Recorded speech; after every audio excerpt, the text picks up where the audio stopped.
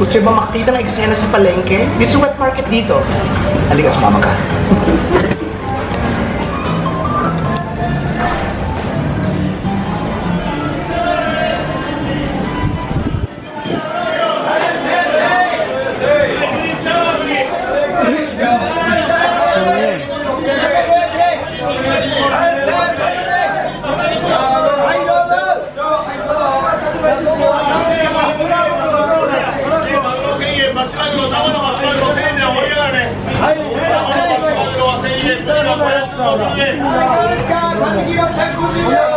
Bagsak presyo ang mga sashimi sa mga wet market gaya nito, alas 5 pa lang ng hapon. Kaya kung nagtutol ka sa Japan, dito ka na lang bumili, dali mo sa kwarto mo.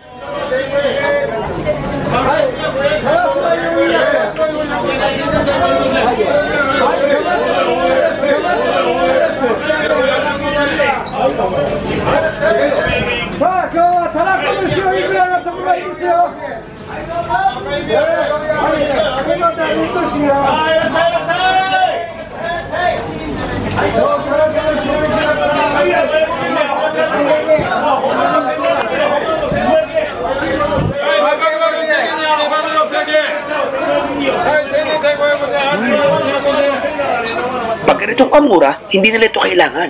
Ito kaya ito, lamang-laman eh. 100 piso lang. Kapag itong iba, sobrang mahal. Like this, $2,500.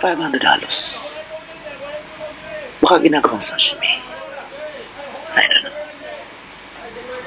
Wala akong alam sa pamamaraka.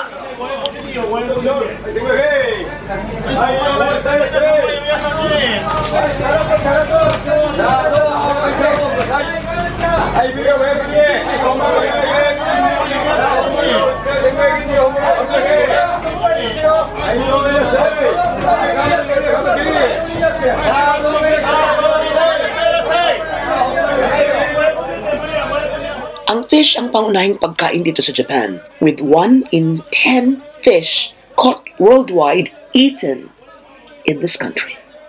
As a result, ang Hapon, ang mga masters pagdating sa paggawa ng mga fish dishes. At ang ilan sa kanila is very popular sa buong daigdig, kagaya ng sashimi at sushi, di ba?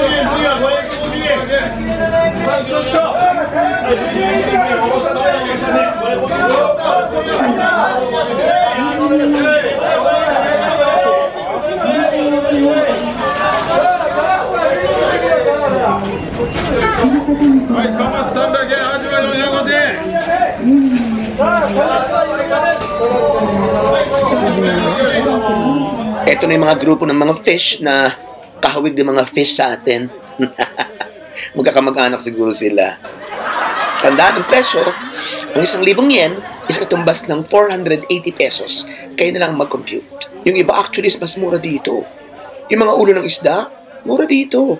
Makakabili ka ng mga 5 piraso na nakasupot na 150 pesos lang.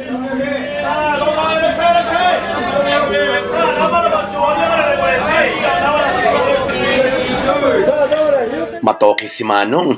Pero naintindihan ko sa in fairness ha, ang ganda mo raw. Kaya lang nung dumaan ka daw, para ka daw amoy tulingan.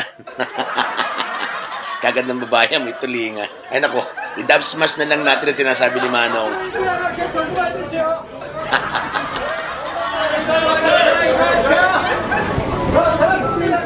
Nako, sa isang araw ko na itutuloy itong sa gulay. Rest back na lang tayo. O di ba maingay din?